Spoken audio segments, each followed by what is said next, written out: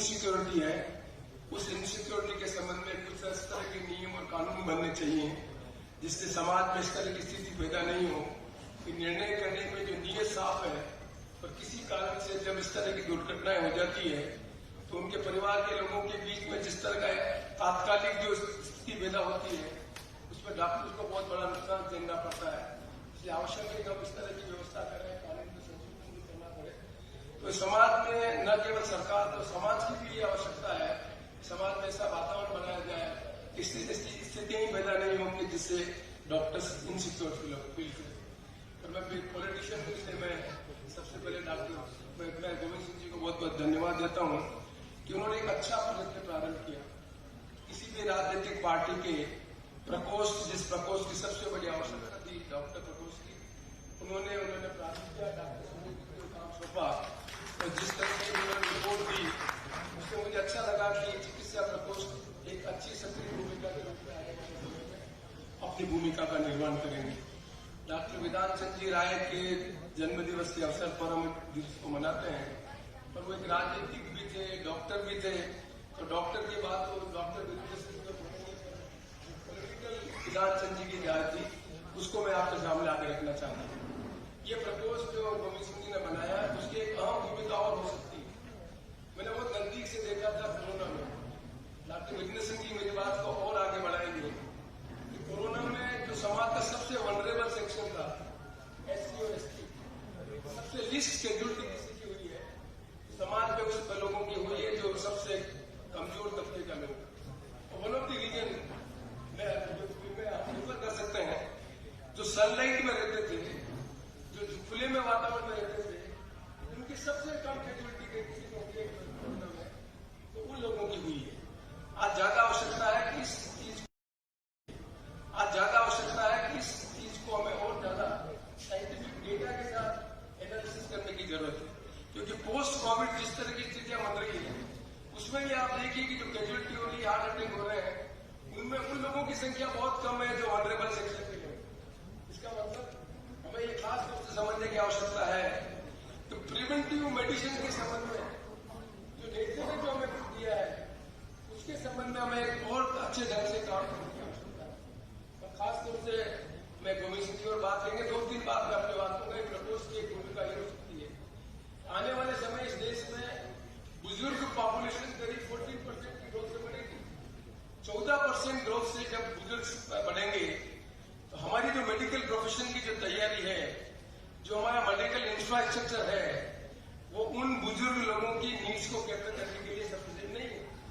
इसलिए नए सिरे से आवश्यकता है कि क्या हम डिवीजन हेडक्वार्टर पर इंडिपेंडेंट इस तरह के हॉस्पिटल बनाए जो प्रिवेंटिव मेडिसिन उन बुजुर्ग लोगों की, जिन बुजुर्ग लोगों की समस्याएं और अलग बनती है, उनके लिए प्रिवेंटिव मेजर्स लेने की आवश्यकता है।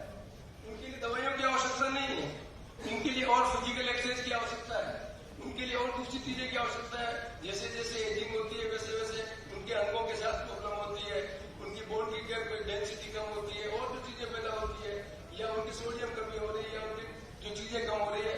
मैं समझता हूँ कि वनरेबल सेक्शन की सबसे बड़ी समस्या ये है कि आज सबसे ज्यादा कैजुअलिटी उस समाज के लोगों की हो रही है जो समाज के लोगों को ये अवसर नहीं मिल रहा है कि एजिंग के साथ उनकी नीड्स को कैटर करने के लिए कौन से हॉस्पिटल, हमने सीएससी खोल दी, पीएससी खोल दी, हमने मेडिकल कॉलेज खोल दिए, पर हमने एक्सक्लूसिव इन लोगों की नीड्स को कैटर करने के लिए संबंध में हमें अभी तक नहीं सोचा है। मैं आशा करूंगा कि जो हमारा ऐसा प्रपोस्ट है वो इस तरह की नीति बनाए कि जब कांग्रेस की सरकार बने तब हम एक्सक्लूसिवली इस पॉपुलेशन जिसकी ग्रोथ आने वाले समय में बढ़ेगी, क्योंकि आज की जो यंग पॉपुलेशन है आने वाले समय में इस देश में एक स्टेज आएगी जब बुजुर्गों की संख्या ओवर पावर कर जाएगी यंग जनरेशन। उनकी नीड्स कैटर करने के लिए फ्यूचर में किस तरह की मेडिकल व्यवस्था की जानी चाहिए, किस तरह के मेडिकल हॉस्पिटल की व्यवस्था की जानी चाहिए, जो एक्सक्लूसिव उन पेशेंट्स के बारे में उसके बारे में चर्चा करें, जैसे सरकार आने वाले समय में उस समय कोई नीति बना सके, ये मेरे मन में एक कल्पना है। दूसरा सबसे बड़ी आवश्यकता है कि ब्रांडेड मेडिसिन और जेनेरिक मेडिसिन के बीच में जो अंतर है उसको खास तौर से डॉक्टर साहब मेडिसिन अंतर समझ। आज हैव नोट है, गरीब आदमी है, वो एफोर्ड नहीं कर सकता ब्रांडेड दवाई, और ब्रांडेड दवाई की जो कमाई है उसको मोनोपोली, मैं पता नहीं मुझे आप मेरी बात से सहमत होंगे कि दुनिया के कुछ ही मल्टीनेशनल लाइसेंसेस जिनकी संख्या सिंगल डिजिट में है, उन्होंने पूरा का पूरा कैप्चर कर रखा वर्ल्ड का मार्केट ब्रांडेड दवाई। ब्रांडेड दवाई की जो कॉस्ट है वो कॉस्ट डे बाई डे बढ़ती जा रही है। ब्रांडेड दवाई की कॉस्ट बढ़ती जा रही है। हमारी देश की ताकत है जेनरिक दवाई।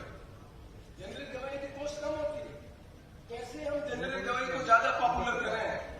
जिनकी जो ब्रांडेड दवाइयों की जो एफिशिएंसी है उसके बराबर तो जेनरिक दवाइयां हैं, उन दवाइयों को तो हम कम से कम ये निश्चित कर सकते हैं कि सरकार प्राथमिकता के आधार पर ये करेगी कि जेनरिक दवाइयों को सबसे ज्यादा लोगों की जो एफोर्ड कर सकते हैं उनकी ज्यादा से ज्यादा पेशेंट्स के बारे में तो मैं समझता हूँ कि एफोर्डेबल जो उनकी रीच है उस रीच के अंदर हम ज्यादा ढंग से काम कर सकेंगे। तो मैं अधिक समय नहीं लेना चाहता क्योंकि डॉक्टर वीरेंद्र सिंह जी और गोविंद सिंह जी बोलेंगे। मेरे अपनी मान्यता है कि चिकित्सा प्रकोष्ठ किस तरह से जनता की सेवा करके कांग्रेस पार्टी को स्ट्रेंथन दे सके, क्योंकि जो क्रेडिबिलिटी है, the word is credibility is more important. आज समाज में सबसे ज्यादा क्रेडिबिलिटी डॉक्टर्स की। डॉक्टर जब बात कहता है तो उस बात का असर पड़ता है। आज आवश्यकता इस बात की है कि क्या ये सच नहीं है, इस देश में जब लाइफ एक्सपेक्टेंसी 35 साल थी, कांग्रेस पार्टी की नीतियों ने इस देश में जिस तरह की इंफ्रास्ट्रक्चर करना किया, जिस तरह की मेडिकल व्यवस्थाएं करने का काम किया, आज इस देश में 75 ईयर्स की जो एवरेज एज है, इसमें कोई तो कंट्रीब्यूशन कांग्रेस की नीतियों का रहा है। यदि कांग्रेस की नीतियों का एक कंट्रीब्यूशन रहा है तो आने वाले समय में हम कैसे जिससे एजिंग पॉपुलेशन कर रही है उनकी नीड्स को कैटर करने के लिए काम कर सके, उस संबंध में चिकित्सा प्रकोष्ठ नीति बनाएगा। तो जब हमारा मैनिफेस्टो बनेगा, उस मैनिफेस्टो में प्राथमिकता के आधार पर हम आपके माध्यम से जनता के साथ कह सकेंगे ये हमारी प्राथमिकता रहेगी। जो प्राथमिकता आने वाले समय में उन लोगों के जीवन को कल्पना करने का काम करेगी जिसके संबंध में हम एक पॉलिटिकल पार्टी के लिए फ्यूचर की चीजों को समझते हैं। और यही राजनीतिक पार्टी का काम होता है कि देश की जो समस्या है उसको आगे सोचे।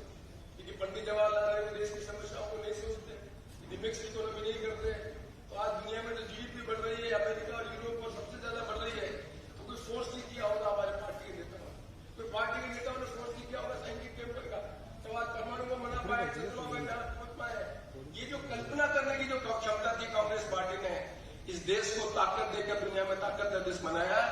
आज फिर अवसर आ गया है कि हम सब मिलकर इस देश में नए सिरे से समाज को ये बातें बताएं कि कांग्रेस पार्टी की नीति चाहे मेडिकल प्रोफेशन में हो, चाहे एजुकेशन पॉलिसी में हो, चाहे एग्रीकल्चर पॉलिसी में हो, हम फार साइडेड सोचकर देश का निर्माण करने का काम करते हैं। और ये हमने करके बताया है।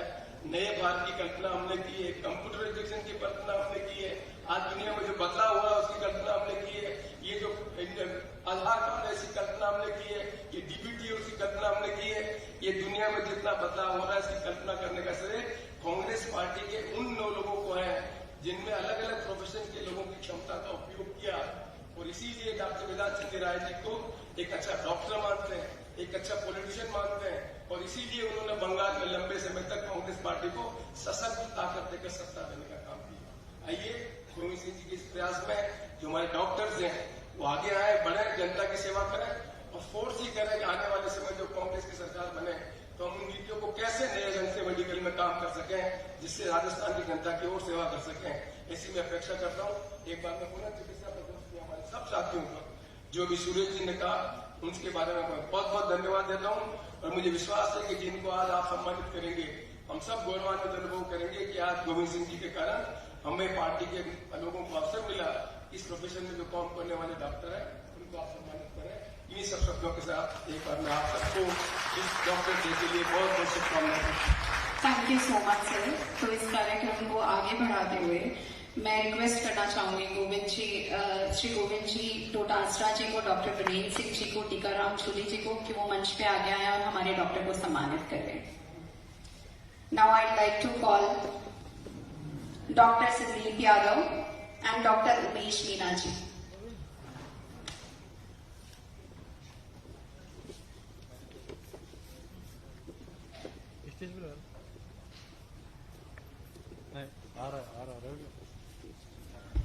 Doctor CP sir. Doctor Umesh पिछले 10 साल से एसएमएस में अपने ऑर्थोपेडिक डिपार्टमेंट में बेहतरीन सेवाएं दे रहे हैं और अभी एसोसिएट प्रोफेसर के पद पर कार्यरत हैं और ये अभी आरएचएस में डेपुटेशन पर लगे हुए हैं। बधाई हो doctor Umesh. Doctor Sandeep Yadav doctor ji. Sandeep Yadav. Doctor Sandeep Yadav, आप professor orthopaedic department Mahatma Gandhi medical college में कार्यरत हैं और आप अपने क्षेत्र में बहुत अच्छी और शानदार सेवाएं राजस्थान के पेशेंट को दे रहे हैं। बहुत बहुत बधाई है। डॉक्टर मनोज सरोवा जी। डॉक्टर मनोज सरोवा जी एमडी डीएम कार्डियोलॉजिस्ट हैं, जो झुंझुनू में अपना एक ओपीडी चलाते हैं कार्डियोलॉजी पेशेंट के लिए और जयपुर में निरामया भंडारी हॉस्पिटल के अंदर अपना कार्डियोलॉजी सेंटर स्थापित किया हुआ है। डिफिकल्ट से डिफिकल्ट कार्डियोलॉजी के पेशेंट के लिए बेहतरीन इलाज, सामान्य जो टीपीए बाबासा है इनके अंदर अवेलेबल करा रहे हैं और कई सालों से इस कार्य में बहुत पेशेंटों की मदद कर रहे हैं।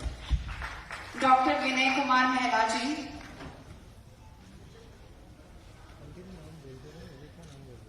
डॉक्टर विनय महला जी, आप MS MCS gastro surgery and liver transplant surgeon हैं और जयपुर में आप पहले अपेक्स हॉस्पिटल जयपुर में कार्यरत थे और अभी महात्मा गांधी मेडिकल कॉलेज में एज ए एसोसिएट प्रोफेसर अपनी सेवाएं दे रहे हैं और लीवर ट्रांसप्लांट टीम के अभिन्न अंग हैं, जो लीवर फेलियर वाले पेशेंटों को बहुत लीवर ट्रांसप्लांट के माध्यम से उनकी जान बचा रहे हैं। मैं रिक्वेस्ट करना चाहूंगी हमारे सभी गेस्ट के साथ doctor CP Joshi ji, doctor Shikha Mel ji, doctor Suresh Kotwal ji, अब हमारे सारे डॉक्टर्स को सम्मानित करें। Now I like to call doctor Abhilasha on the stage please.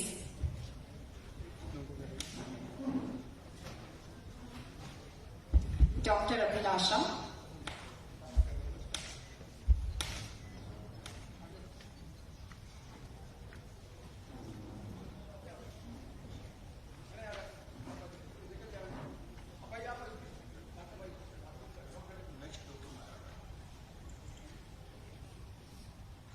Doctor Abhilasha, आप रेडिएशन ऑन्कोलॉजी में अभी मणिपाल हॉस्पिटल में अपनी सेवाएं दे रही हैं। सिखा के आगे जाओ, सिखा।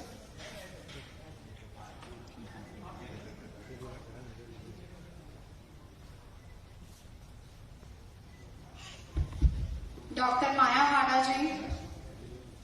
Doctor Kailash Chandra. Doctor Maya Hada ji as a associate professor SMS में ऑप्थेल्मोलॉजी डिपार्टमेंट में अपनी सेवाएं काफी सालों से दे रही हैं।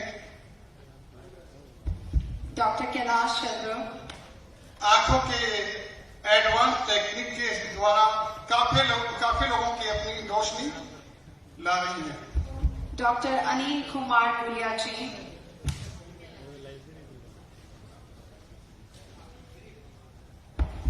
डॉक्टर अनिल कुमार गुलिया जी।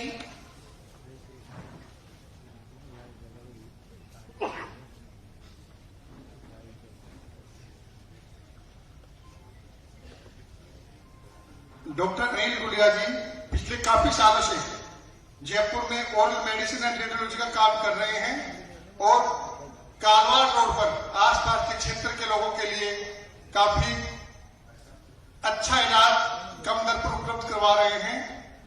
आपको बहुत बहुत बधाई हो। Doctor Shankar Dhaka ji. Doctor Shankar Dhaka ji DM gastro, ex professor RIMS medical college, अभी मणिपाल हॉस्पिटल में अपने गैस्ट्रो डिपार्टमेंट में सेवाएं दे रहे हैं। Head of department Manipal hospital.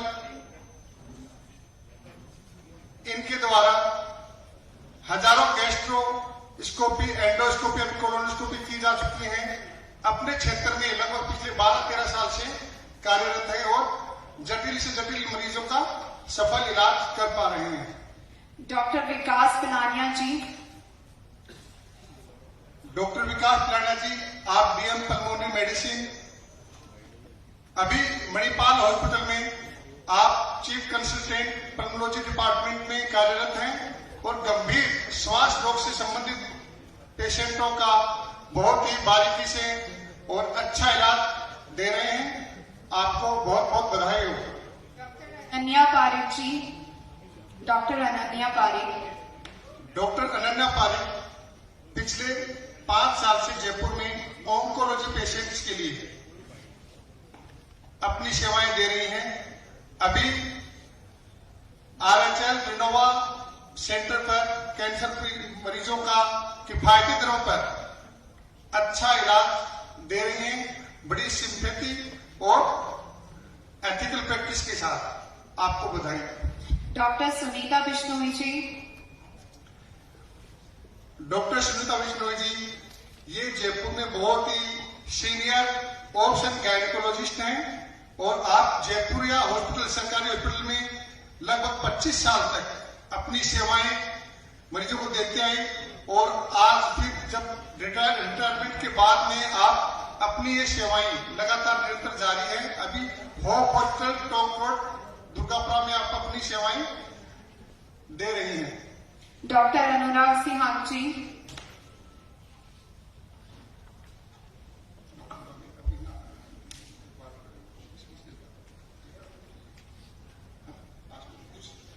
मैं अनुरोध करती हूँ टीकाराम जूली जी से कि वो आए और 2 शब्द कहें, फिर हम अपना कार्यक्रम जारी रखेंगे।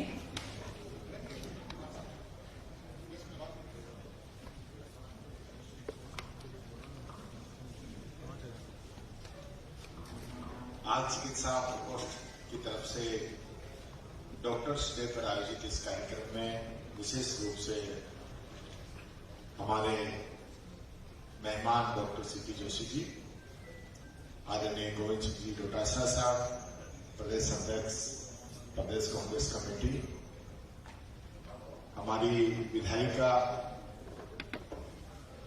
और आपके कोटे से डॉक्टर का प्रोफेसर है इनका, बड़ी बहन शिखा जी,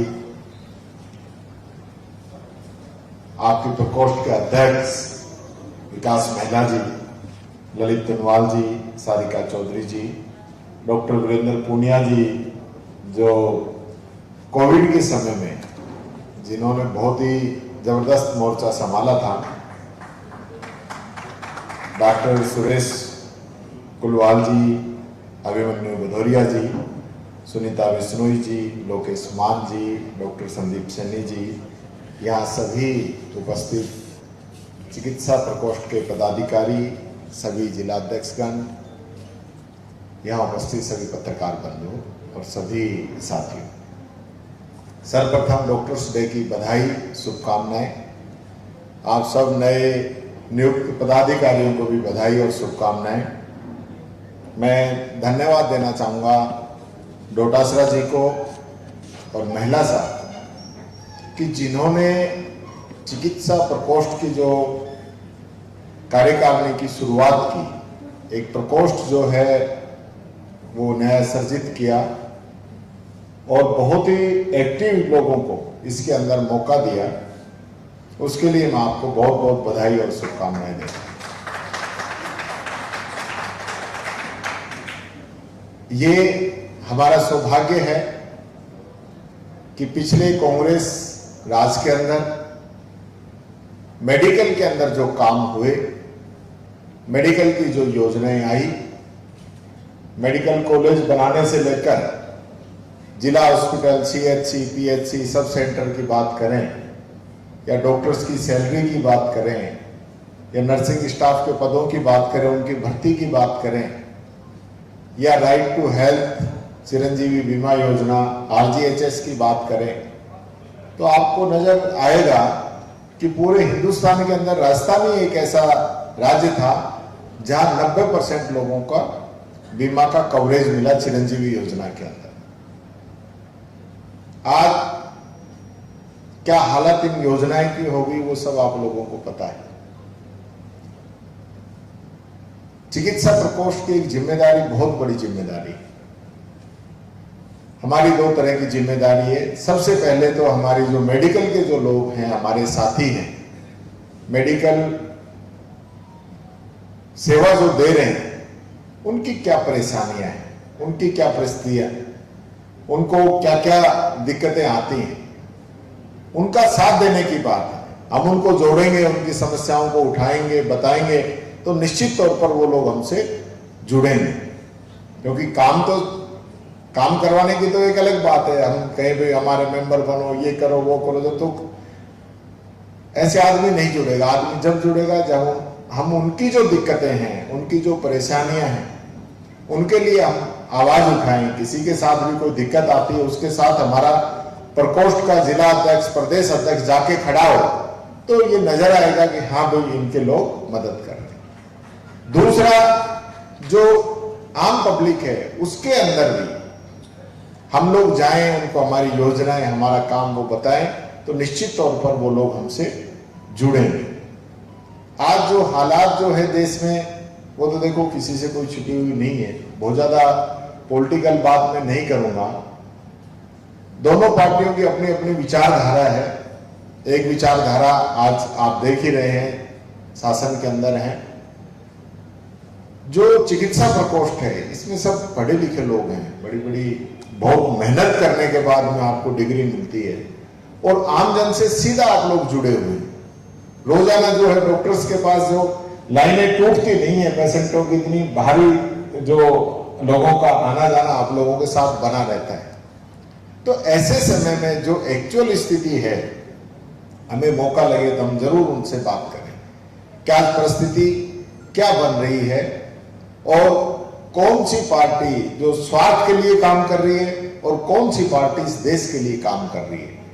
हमने काम किया है, काम करके दिखाया है। आज जो लोग सत्ता के अंदर आ गए, वो 2025 की बात नहीं करेंगे, वो या तो बात कर रहे हैं 75 की, या बात करेंगे 47 की, या बात करेंगे 2047 की। आज की वर्तमान की बात नहीं करेंगे। इस बात को भी समझने की जरूरत है। कोविड जैसी महामारी राजस्थान के अंदर तो क्या पूरे देश और दुनिया के अंदर आई, लेकिन राजस्थान का जो मैनेजमेंट था वो किसी से छुपा हुआ नहीं है। आज भी लोग याद करते हैं राजस्थान का जो नो मास्क नो एंट्री जैसे जो स्लोगन बने, जो पूरे देश और दुनिया के अंदर चले, और उसके अंदर जो सरकार की तरफ से काम हुआ, ऐसा काम भी कभी नहीं हुआ कहीं भी पूरे देश के अंदर। सब लोगों ने हमारी सरकार की तारीफ की। मैं इस अवसर पर उन सभी डॉक्टर्स को और नर्सिंग कर्मियों को, सफाई कर्मियों को, जो मेडिकल की सेवा करते हुए शहीद हो गए, उनको भी मैं नमन करना चाहूंगा। उनको भी मैं जरूर आज याद करना चाहूंगा कि ऐसी महामारी के समय में जब अपनों ने साथ छोड़ दिया, लोग पेशेंट को हॉस्पिटल छोड़ के चले गए, उसको पूछने भी नहीं आए, डेथ हो गई तो डेड बॉडी लेने नहीं आए। ऐसे समय में डॉक्टर्स थे जो अपनी जिंदगी दांव पे लगाकर उन पेशेंटों की सेवा कर रहे थे, उनके साथ खड़े थे, उनकी मदद कर रहे थे। सबसे बड़ा रिस्क डॉक्टर्स के सामने था, लेकिन उसके बावजूद भी जो कहा गया है कि डॉक्टर्स भगवान का दूसरा रूप है, वो रूप आप लोगों ने कोरोना के अंदर दिखाया और जनता की सेवा की। इसलिए मैं ज्यादा समय नहीं लेता हुआ यही कहना चाहूंगा कि आज डॉक्टर्स को भगवान का रूप माना गया है। हम सब लोग इस मेडिकल के क्षेत्र के अंदर जिन लोगों ने अभूतपूर्व योगदान दिया, हम आज राय साहब को याद कर रहे हैं। उनका जन्म दिवस, उनकी पुण्यतिथि एक ही दिन है, भारत रत्न है, ऐतिहासिक उन लोगों ने काम किया। आज उनको याद करते हुए उनके जो जीवन का जो चरित्र है उसको अपने जीवन में उतारते हुए उन्होंने किस प्रकार से सेवा के साथ, क्योंकि ये इससे बड़ी कोई सेवा नहीं हो सकती, कोविड भी नहीं। अब भी आप देखोगे तो बहुत से ऐसे पेशेंट हैं घर वाले नहीं संभाल सकते, उसको डॉक्टर्स ही संभाल सकते हैं। वो सेवा भी आप लोग कर रहे हैं, उस सेवा को नमन है, उस सेवा को सलाम है। आप सब आज यहाँ पे पधारे, आपका हार्दिक स्वागत और अभिनंदन। मैं तो एक ही बात कहना चाहूंगा आप लोगों को, नेता प्रतिपक्ष होने के नाते आप किसी भी आम पब्लिक की भी और मेडिकल से जुड़ी हुई किसी भी समस्या के लिए आप कहेंगे कोई आवाज विधानसभा के अंदर उठानी है, किसी के साथ अन्याय हो रहा है, अत्याचार हो रहा है, उसके साथ खड़ा होने के लिए आप मुझे याद करोगे। टीकाराम जूली आप लोगों के साथ रहेगा। यही बात कहते हुए बहुत बहुत धन्यवाद। जय हिंद, जय भारत। आपका बहुत बहुत धन्यवाद सर। कार्यक्रम को आगे बढ़ाते हुए मैं मंच से अनुरोध करती हूँ कि हम हमारे डॉक्टर को सम्मानित करें। उससे पहले मैं 2 शब्द कहना चाहूँगी। दिलों में उम्मीद जगा देते हैं, मौत से लड़ना सिखा देते हैं, सफेद कोट पहनकर फरिश्ते बन जाते हैं। ये डॉक्टर हमारी हर दर्द मिटा देते हैं। जहाँ टूटते हैं सांसों के सिलसिले, वहाँ ये खुदा के बाद सबसे पहले मिलते हैं। दवा से ज्यादा दुआ का असर होता है जब कोई डॉक्टर दिल से इलाज करता है। इसी के साथ हमारा कार्यक्रम को आगे बढ़ाते हुए मैं हमारे मंच से अनुरोध करती हूँ कि हमारे डॉक्टर को सम्मानित किया जाए। Now I would like to call doctor निष्ठा।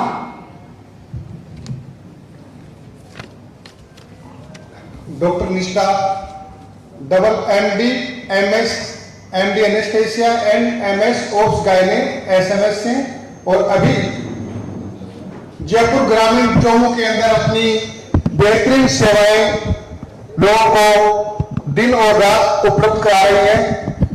इनका खुद का विनायक हॉस्पिटल के नाम से ये चौमू के अंदर है और अपनी बेहतरीन सेवाएं वहां पर दे रही हैं। आपको बहुत बहुत बधाई। डॉक्टर अंशन कालिया, आप मेडिसिन विभाग में प्रोफेसर महात्मा गांधी मेडिकल कॉलेज में हैं और पिछले 12 वर्षों से आप मरीजों की कोविड में और कोविड से पहले और बाद में बहुत अच्छे इलाज उपलब्ध करवा रहे हैं। आपको बहुत बहुत बधाई है। Doctor Mukesh Chaudhary ji, doctor Mukesh Chaudhary ji, doctor Naresh Kumawat ji, doctor Naresh Kumar, doctor Naresh Kumawat ji, doctor Sandeep Nuniya ji,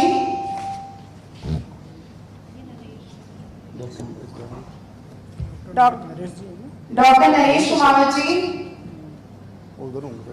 doctor Sandeep Nuniya ji, doctor Mahesh Changer ji, doctor Pratibha, doctor Mahesh Jangir, ये नहीं है डॉक्टर नरेश, डॉक्टर प्रतिभा मान जी,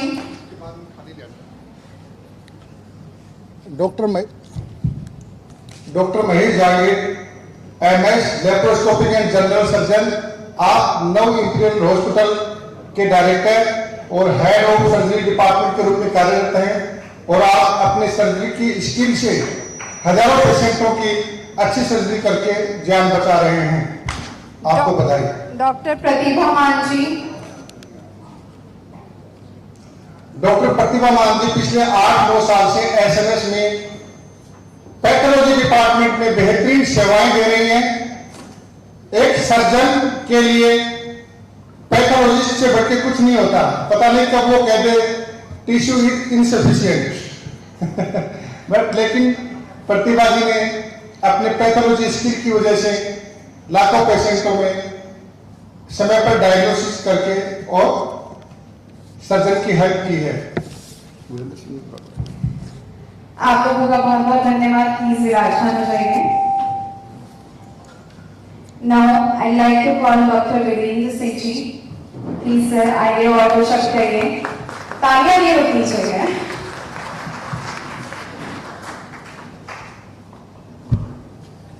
कुछ दिनों पहले एक समाचार आया कि 70 घंटे प्रति वीक काम करते हैं और वो देश के युवाओं को करना चाहिए, ऐसा समाचार आया। तो मेरे दिमाग कौंध रहा था कि डॉक्टर तो हर एक ही 70 घंटे से ज़्यादा और राजनीतिज्ञ भी 70 घंटे से ज़्यादा काम करता है। मैं कांग्रेस पार्टी को तहे दिल से शुक्रगुजार हूँ कि आपने डॉक्टर्स का त्याग देखा, उनका समर्पण देखा, उनकी कुर्बानी देखी और आज सम्मानित किया। इसके लिए तहे दिल से आपका शुक्रगुजार हूं। मैं मेरे जीवन के कुछ संस्मरण आपसे शेयर करना चाहूँगा। बात 1977 की है जब मैंने MD में एडमिशन लिया। सुबह से भर्ती हो रहे थे पेशेंट, काफी थक गया था। करीब 4 बजे मैंने सोचा चाय पी लेता हूं। आधा कप चाय पिया, इतने में वार्ड का एक पेशेंट आया, पेशेंट का रिलेटिव है, साहब वो उसकी सीरियस हो रही है स्थिति। मैंने कहा यार 2 घूंट पी के आया, 2 घूंट पी के गया, बहुत सीरियस था, पूरी कोशिश के बावजूद बचा नहीं पाया। वो 12 साल का बच्चा था, उसके पिताजी आज भी मेरी आंखों में आते हैं। वो स्ट्रेचर को ले जा रहे थे, बोले साहब आपने मेहनत तो बहुत की, लेकिन आपकी चाय इसके जीवन के बीच में आ गई। तब से सोचा और तब से अपनाया जीवन में, कभी भी कोई सीरियस कहते ही तुरंत दौड़ना। पहला लेसन ये समझ में आया। दूसरा वाकया, बात हो रही थी, कोरोना आ गया, सरकार के निर्देश आ गए कि 60 साल से ऊपर सब घर में बैठ जाएं। मेरी 2 बेटियां हैं, उन्होंने भी कहा कि आप घर में बैठ जाइए, आप 67 इयर्स के हो। मैं गाड़ी चला रहा था, हमने एक नया हॉस्पिटल राजस्थान हॉस्पिटल बनाया था उसी टाइम। सहकार मार्ग बिल्कुल सुनसान, लॉकडाउन की वजह से कोई दूर दूर तक कोई व्यक्ति दिखाई नहीं दे रहा था। अचानक दिमाग के अंदर एक बात कौंधी, अरे अपन तो सैनिक हैं, लोगों के प्राण बचाने का दायित्व हमारे कंधों पे है और हमें जाके करना चाहिए। हॉस्पिटल गया, वहां पे सबसे पूछा, उन्होंने कहा भाई आपके भी ऐसा लगा क्या? बोला हाँ साहब लगा। तो फिर हमने कह दिया घर पर कि हम तो काम करेंगे, और काम करा तो दूसरे ही महीने के अंदर कोरोना हो गया। तो वाइफ ने टोंट कसा, कर लो।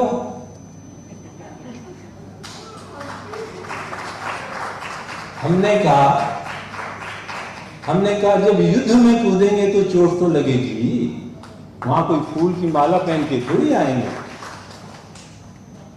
उस कोरोना के अंदर आपसे शेयर करूंगा एक महान त्याग। एक हमसे 3-4 साल 5 साल सीनियर थे डॉक्टर दासोत, उनकी अजमेरी गेट पे क्लिनिक हुआ करती थी। वो बड़े सीरियस हालत में भर्ती हुए, स्थिति बिगड़ती गई। उनको कहा कि फिर एक स्थिति आई कि उनको वेंटिलेटर की जरूरत थी। वो काल था जबकि वेंटिलेटर की भयानक मारामारी थी, वेंटिलेटर मिल ही नहीं रहा था। उनसे कहा कि आपको वेंटिलेटर लगाएंगे।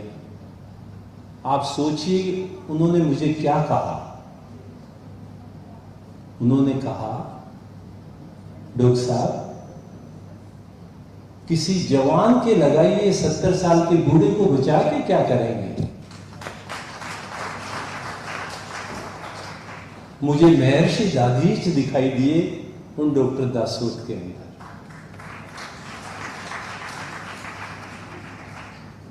तो ये जो आज सुबह ही अखबार पढ़ रहा था, उसमें आया कि मेडिकल केयर और साइंस के एडवांसमेंट के साथ के अंदर एवरेज आयु बढ़ गई है, लेकिन साथ में एक बात और लिखी थी कि डॉक्टर्स की आयु 10 साल कम है। अब समाज को चिंता और चिंतन करना चाहिए।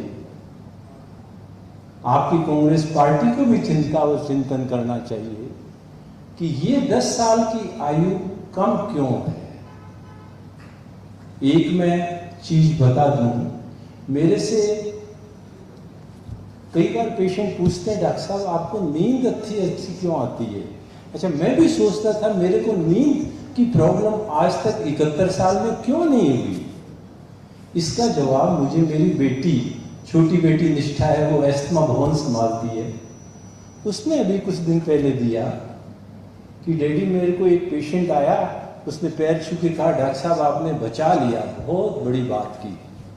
तो फिर उसके पास वो गया तो दूसरा पेशेंट आया, उसने कहा डॉक्टर साहब आपको नींद कैसे आती है? डॉक्टर निष्ठा बोली मेरे को तो पढ़ते ही आ जाती है, दिन भर काम करते हैं। तो बोले कि आपको इसलिए आती है क्योंकि आपको ये जो पहले गया था पेशेंट, वो जो कह के गया उससे जो सुकून मिला, उस सुकून से आती है। तो मुझे भी ये लगा कि ये सुकून सबसे महत्वपूर्ण चीज है जो जीवन में दौड़ने को प्रेरित करती है। और आज 71 साल की उम्र में भी 13 घंटे रोजाना काम करने की प्रेरणा देती है। अंत में मैं नमन करना चाहूंगा, याद करना चाहूंगा उन शहीदों को जिन्होंने कि अपनी जान की परवाह नहीं करके कोविड के टाइम में विशेष तौर से और अन्यथा ऑल्सो। अब आप देखिए डॉक्टर जब अंदर जाता है, पेशेंट को देखता है, जो उसको टीबी हो सकती है, HIV हो सकती है, हेपेटाइटिस हो सकती है, कोई भी रोग हो सकता है जहाँ कोई नहीं जाता, वो अब जान की बाजी लगाकर जाता है। तो वो एक तरह से शहीद शहादत ही तो दे रहा है समाज के लिए, और इसीलिए तो 10 साल उम्र कम हो रही है। तो आपको एक बार पुनः गोविंद सिंह जी डोटासरा साहब को धन्यवाद देना चाहूँगा, लोकेश मान को धन्यवाद कहना चाहूँगा, मुझे बुलाया, मौका दिया और बोलने को कहा। धन्यवाद। जय भारत। आपका बहुत बहुत धन्यवाद सर। मैं मन से फिर से अनुरोध करती हूँ कि हमारे डॉक्टर को सम्मानित किया जाए। डॉक्टर अनुराग सिंहाग। डॉक्टर अनुराग सिंहाग।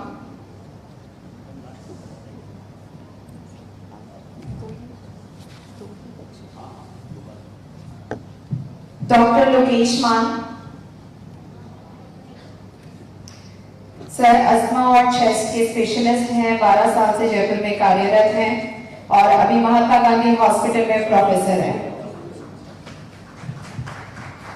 जोरदार तालियों से इनका स्वागत किया जाए। आपका बहुत बहुत धन्यवाद सर।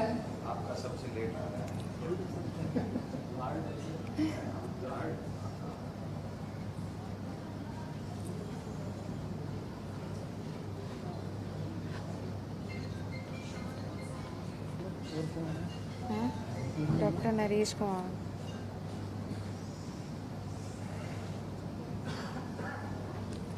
डॉक्टर नरेश कुमार जी।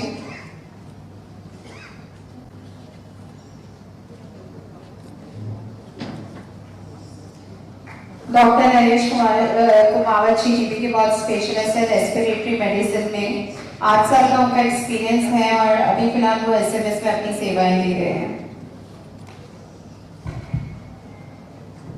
आपकी सेवाओं के लिए बहुत बहुत धन्यवाद सर। Thank you.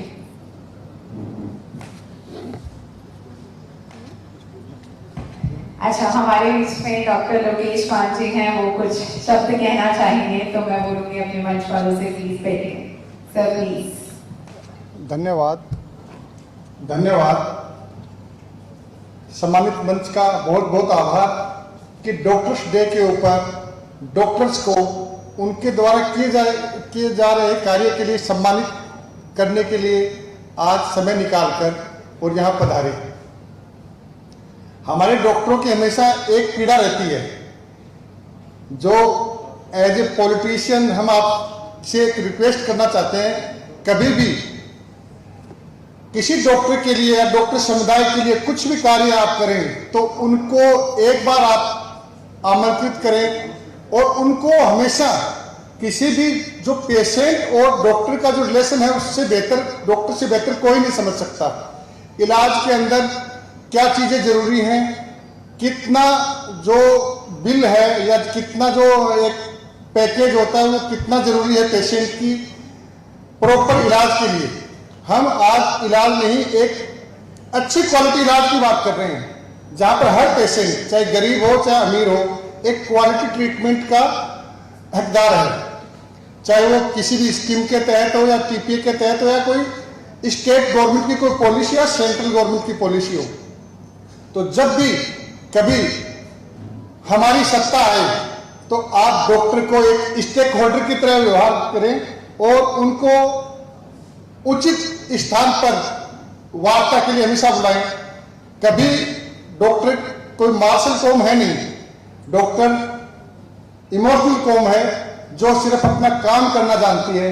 तो आपसे हम यही कहेंगे कि आज भी हम चाहे कांग्रेस विपक्ष में है लेकिन विधानसभा में है, जैसे कई बार डॉक्टर शिखा जी ने डॉक्टर्स के लिए बहुत बात अपनी बहुत अच्छी आवाज उठाई, तो हम सभी से अपेक्षा करेंगे कि डॉक्टर्स के लिए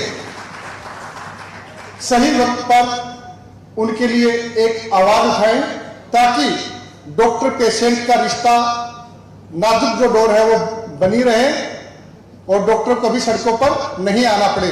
शायद मेडिकल सेल जो कांग्रेस की हमने बनाई है वो इसमें काफी हेल्प करेगी। एक तरह से डॉक्टर और पॉलिटिक्स के बीच में एक सेतु का काम करेगी।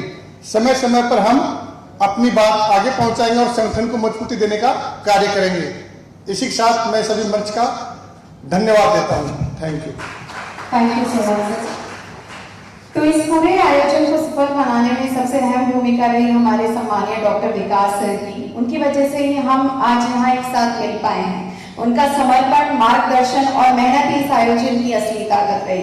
डॉक्टर न सिर्फ इलाज करते हैं बल्कि उम्मीद देते हैं, भरोसा देते हैं और डॉक्टर विकास जी ने भरोसे को और मजबूत किया है। हम सभी उनके आभारी हैं। Let's have a huge round of applause for doctor Vikas sir. अब मैं बुलाना चाहूंगी हमारे श्री गोविंद जी तोड़सरा जी को, जिनको आप सभी बहुत अच्छे से जानते हैं। तो प्लीज वेलकम सर, कुछ कहिए। सबसे पहले डॉक्टर्स डे के ऊपर आप सबको बहुत बहुत बधाई, बहुत बहुत शुभकामनाएं। सभी सम्मानित होने वाले डॉक्टर साहिबान को भी बहुत बहुत बधाई, बहुत बहुत शुभकामनाएं। हमारे बीच में आज डॉक्टर विकास महिला जी ने जो एक प्रयास किया हम सबको एक साथ एक मंच पे ला करके ये डॉक्टर्स डे मनाने का जो अवसर प्रदान किया और चर्चा करने का जो प्लेटफॉर्म उपलब्ध कराया है, इसके लिए भी मैं डॉक्टर विकास महिला जी का बहुत बहुत धन्यवाद देना चाहता हूँ। मुझे खुशी है कि हमारे बीच में हमारे बहुत ही वरिष्ठ नेता, ex minister, x cabinet minister, x BCC chief, x speaker, professor कितनी जगह सेवाएं दे रहे हैं और आज भी हम सबसे युवा हैं डॉक्टर सीपी जोशी जी हैं। इनका परिचय इसी बात से ले लीजिए कि जो मैं खड़ा हूं इस राजनीति में, एमएलए में, उसके चयन के अंदर ये उस वक्त हेडमास्टर थे, इन्होंने मेरा चयन किया था। तो इससे ज्यादा परिचय मुझे कुछ भी नहीं कहना है डॉक्टर साहब का। मेरा कोई परिचय नहीं था, लेकिन मेरे के ऊपर फैसले करने के लिए जाने जाते हैं, बेबाकी के लिए अपनी बात रखने के लिए जाने जाते हैं डॉक्टर सीपी जोशी जी। मैं बहुत ही अपने आप को गौरवान्वित महसूस कर रहा हूं कि हमारे शेखावाटी से आते हैं डॉक्टर वीरेंद्र जी, जो बहुत ही मानवता से भरे हुए, सहनशीलता, संवेदनाएं में कूट कूट के भरी हुई हैं और जन सेवा जिसको सही मायने में मैं समझता हूं कि कोई अगर कोई परिभाषित कर पाया है तो ये प्रेरणा हम डॉक्टर वीरेंद्र जी से ले सकते हैं। मैं सुरेश कलवाल जी का भी, सुनीता बिश्नोई जी का भी, शिखा मीन जी का भी, सारिका चौधरी जी का भी और डॉक्टर लोकेश मान जी का, इन सब का भी धन्यवाद दूंगा। और हमारे बीच में जो हमारे नेता प्रतिपक्ष हैं टीकाराम जूली जी, जो आपने देखा होगा कि विधानसभा में किस प्रकार से पूरी सरकार को जनहित के मुद्दे के ऊपर घेर करके रखते हैं, ये भी हमारे बीच में है। तो तोनवाल साहब और तमाम सब लोग, लेकिन बात शुरू करने से पहले आपके धैर्य को भी सलाम करता हूं, सैल्यूट करता हूं कि डॉक्टर होकर के आप हमारे नेताओं की सुनने के लिए बैठे हैं। इससे बढ़िया हमारे लिए कोई सम्मान की बात हो नहीं सकती, क्योंकि डॉक्टर्स डे है, सम्मानित डॉक्टरों को किया गया है, लेकिन साथ साथ में हमारे कांग्रेस पार्टी की विचारधारा से संबंध रखने वाले तमाम लोग यहाँ पर पधारे हैं और जो पदाधिकारी बनकर के डॉक्टर विकास महिला जी की टीम में कंधे से कंधे मिला करके काम करेंगे। वो लोग भी यहाँ पर आए हुए हैं, तो 5-7 मिनट बनता है कि हम आगे बात करें इसके ऊपर।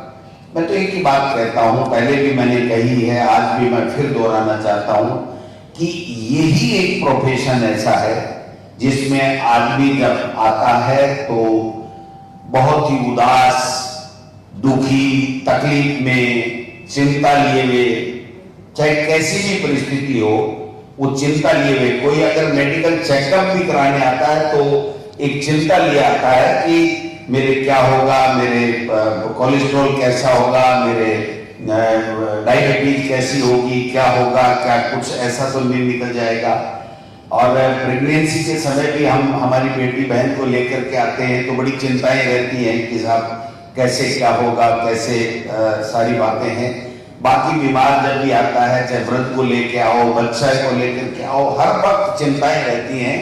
और उन चिंताओं की लकीरों को लेकर के आने वाले व्यक्ति को आप खुशियों के साथ में घर भेजते हैं। इससे बड़ा दुनिया में कोई काम नहीं है। मैं समझता हूं कि वो काम आपने चुना और समाज में आप खुशियां लौटाने का काम करते हैं, तो आप बहुत साधुवाद के पात्र हैं। क्योंकि राजनीति में भी आते हैं, लेकिन कई ठेके लेने वाले भी आते हैं, कई नौकरी लेने वाले आते हैं, कोई ट्रांसफर करवाने वाले आते हैं, कई माल लूटने वाले भी हमारे पास आ जाते हैं। एक फोन कर दो तो मेरा ये काम हो जाए, मेरा फोन कर दो तो मेरी दारू की पेटी छूट जाए, ऐसे लोग भी आते हैं। लेकिन आपके पास जो आता है वो व्यक्ति आता है जो बिल्कुल समाज में कहीं उसकी कोई तकलीफ है, कोई बहुत बड़ी आस लेकर के आपके पास में आता है। उस आस भरी नजर से जो व्यक्ति आता है उसको आप खुशियां लौटा करके भेजते हो, तो वो दिल से कितनी दुआएं देता होगा। मैं समझता हूं ईश्वर को किसी ने देखा नहीं, लेकिन अगर ईश्वर को देखा नहीं तो देखने वाला ईश्वर है, वो नाम है डॉक्टर का, जो आप लोग काम कर रहे हो। आपने ऐसा प्रोफेशन चुना है कि जिससे हजारों की लोगों को आप खुशियां दे सकते हो, वो काम आप बखूबी कर रहे हैं। लेकिन उस काम के साथ साथ ये काम भी करना पड़ेगा कि इस देश को बचाने के लिए, इस देश को तरक्की कैसे करे, इसमें आगे ले जाने के लिए आम व्यक्ति कैसे खुशियां मनाए, उसके लिए आम व्यक्ति के लिए गरीब कैसे सक्षम बने, जिससे वो भी अपना अच्छा इलाज करा सके, वो भी अपने बच्चे को अच्छी कैसे पढ़ाई करा सके, वो भी अपने सपने देख सके कि मुझे इस देश में एक संविधान मिला है तो मुझे भी अधिकार है कि मैं कैसे अपने बच्चों के लिए खुशियां लाऊं, कैसे बच्चों को रोजगार मिले। तो ये सारी चीजें हमारे संविधान से मिलती हैं। और जो सत्ता में बैठे हुए लोग होते हैं, चाहे वो कोई भी पार्टी की विचारधारा हो, कोई भी पार्टी हो, वो देती है। और वो अगर अच्छा चयन हम नहीं कर पाएंगे, आप समझिए, तो फिर बड़ी तकलीफें आने वाली है। फिर हम सही तरीके से एक व्यक्ति को इस देश में, इस मानव सृष्टि में आने के बाद में अगर नहीं कर पाएंगे तो मैं समझता हूं अपने आप न्याय नहीं कर पाएंगे। आप पढ़े लिखे भी हैं, समझदार भी हैं, सब कुछ जानते भी हैं, एक डॉक्टर तो संपन्न भी है, लेकिन केवल प्रोफेशन तक सीमित रह करके अगर हमने देश के बारे में, आने वाली पीढ़ी के बारे में नहीं सोचा, तो मैं समझता हूं कि हम हमारा धर्म पूरा नहीं कर पाएंगे। और इसके लिए आप सबको एक गहरे चिंतन की आवश्यकता है कि कौन सी विचारधारा है जो संविधान को सही मायने में अपने जीवन में उतार करके अपनी पार्टी की आइडियोलॉजी को साथ लेकर के कैसे करती है, कैसे हमारा लोकतंत्र अच्छा रहे, कैसे आने वाली पीढ़ियां, बच्चे कैसे प्रगति करें, कैसे उसको बोलने की जो अधिकार है, जो स्वतंत्रता है, वो कैसे कायम रहे। ये सब चीजें भी देखने की आवश्यकता है, क्योंकि अच्छे व्यक्ति का निर्माण और अच्छे व्यक्ति के द्वारा उस देश के निर्माण में अपना योगदान देना, दोनों बहुत महत्वपूर्ण है। तो अच्छा व्यक्ति तो आप बन गए, डॉक्टर बन गए, माँ बाप ने पढ़ा दिया, लिखा दिया, सब कुछ कर दिया, लेकिन जिस समाज ने, जिस माँ बाप ने, जिस गुरु ने आपको आगे बढ़ाया, हमको आगे बढ़ाया, एक अग्रिम पंक्ति में खड़ा किया, अगर हमारे में जो क्वालिटी है, हमारे में जो कुछ है, समझ है, उसका अगर वापिस रिफ्लेक्ट करके अगर हमारे समाज की आने वाली नई पीढ़ी को नहीं देंगे तो मैं समझता हूं कि हम हमारा फर्ज पूरा नहीं कर पाएंगे। ये जो चीज करने के लिए हम सबको इस कठिन दौर के अंदर समझना पड़ेगा कि कौन ठीक है, कौन ठीक कर सकता है। केवल बातें ही बातें करना, डॉक्टर तो बहुत हैं, नेता भी बहुत हैं, लेकिन आपको बहुत कम लोग मिलेंगे जो साफ स्पष्ट बात करेंगे, ईमानदारी से बात करेंगे कि साहब बात ये होने वाली है। मेरे साथ एक उदाहरण जो मेरे साथ घटना घटी उसका उदाहरण मैं देना चाहता हूं। मैं इसलिए नहीं दे रहा कि डॉक्टर वीरेंद्र जी यहाँ बैठे हैं, लेकिन मैं इसलिए दे रहा हूं कि आपके हमारे लिए ये एक प्रेरणा, एक सीख की बात हो सकती है। मेरे चाचा जी एसएमएस में भर्ती थे, 2013-14 की बात है। आप थे एसएमएस में अधीक्षक थे, तो काफी ज्यादा सीरियस हो गए। एयरफोर्स से रिटायर्ड थे, बट काफी ज्यादा उनकी एज भी कोई ज्यादा नहीं थी, 70 के अंदर थी, 65 के लगभग थी। तो रात को डॉक्टरों ने हमें कहा कि साहब अगर आईसीयू मिल सकता है तो ही ये बच सकते हैं, ये भी घंटे आधे घंटे में आप अगर काम कर सकते हो तो ये हो जाएगा, नहीं तो बहुत मुश्किल है और हम इनको नहीं बचा पाएंगे।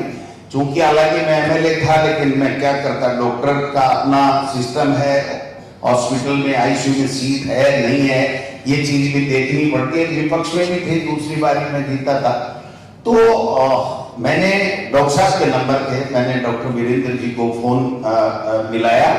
जब आप एसएमएस अधीक्षक थे तब की बात है, हो सकता है सन में मिस कर रहा हूं। तो मैंने इनको फोन मिलाया और 3-3 बजे के लगभग की बात थी।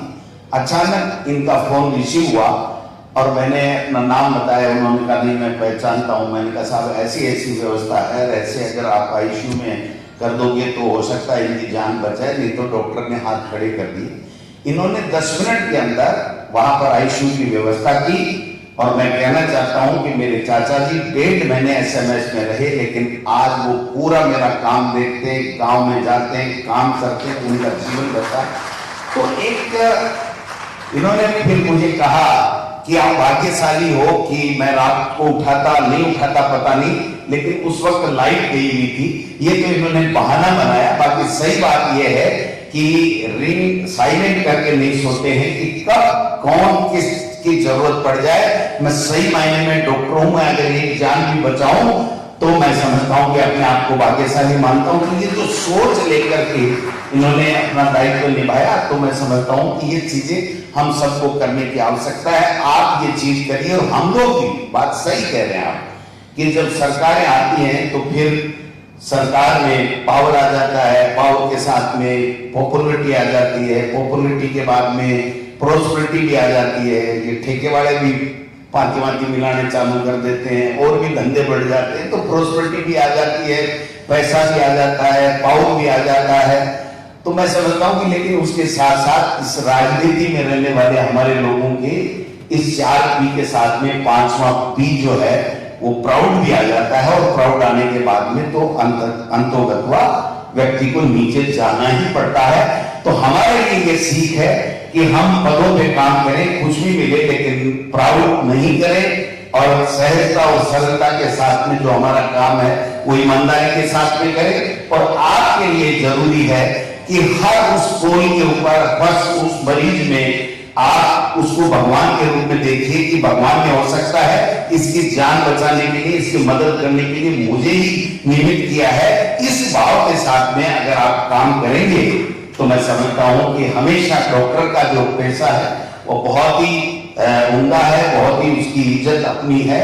लेकिन इलाज के साथ साथ इस देश में जो तानाशाही चल रही है, जो जिस प्रकार का माहौल चल रहा है, जो संविधान को तोड़ने की बातें हो रही हैं, जो भी बातें हो रही हैं, आप समझते हो, ज्यादा कहने की जरूरत नहीं है।